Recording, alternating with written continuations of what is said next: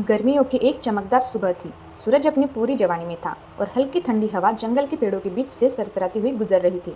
बिल्लू और कल्लू ने उस दिन जंगल में सैर करने का फैसला किया। दोनों लंगोटिया यार थे। इनकी यारी में एक खास बात थी, हर छोटी बड़ी बात पर बहस करना और एक दूसरे को नीचा दिखाने की कोशिश करना। बिल्लू थोड़ा अंधविश्वासी था और कल्लू भी।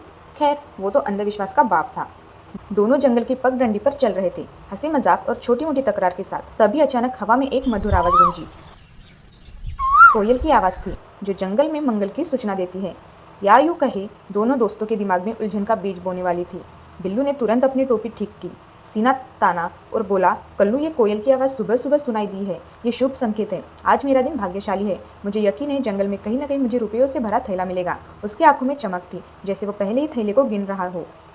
कल्लू, जो कभी भी बिल्लू को एक कदम आगे नहीं देख सकता था, ने तपाक से जवाब दिया, अरे बिल्लू, तू क्या मेरे से ज़्यादा भाग्यशाली है? ये कोयल मेरे लिए गा रही थी। मुझे विश्वास है आज मुझे ढेर सारा पैसा मिलेगा। तू देखना, मेरी किस्मत तुझसे कहीं बेहतर है। बस फिर क्या था, दोनों में बहस छिड़ गई। पहले तो बात सिर्फ कोयल की आवाज़ और भाग्य की थी, लेकिन जल्दी ही ये तू तू मैं में बदल गई। बिल्लू बोला, मेरी दादी कहती थी कोयल की आवाज़ सुबह सुनने वाले का भाग्य चमकता है, और मैंने पहले सुना। कल्लू ने पलटकर जवाब दिया, तेरी दादी को क्या पता? मेरे नाना कहते थे कोयल जिसके लिए गाती है उसका भाग्य खुलता है, और वो मेरे लिए गा रही थी।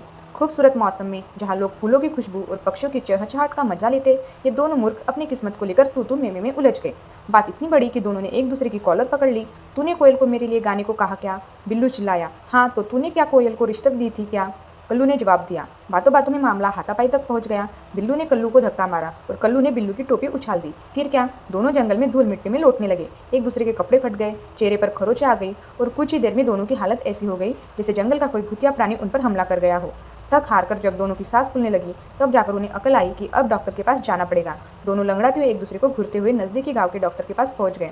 डॉक्टर साहब, जो बड़े ही शांत और हंसमुख इंसान थे, ने दोनों की हालत देखी तो उनकी आंखें चौड़ी हो गई। अरे, ये क्या हाल बना लिया? जंगल में बाघ से लड़कर आए हो क्या? उन्होंने मजाक में पूछा। बिल्लू और कल्लू ने अपनी अपनी खरोंचें सहलाते हुए पूरी कहानी सुना दी। कैसे कोयल की आवाज़ सुनी, कैसे बहस हुई और कैसे वो एक दूसरे पर टूट पड़े। आखिर में दोनों ने एक साथ पूछा, डॉक्टर साहब, आप ही बताइए, कोयल ने किसके भाग्यशाली होने की सूचना दी थी? डॉक्टर साहब ने पहले तो दोनों को घूरा, फिर जोर से ठहाका लगाया। उनकी हंसी जंगल में कोयल की आवाज़ से भी ज़्यादा गूंज रही थी।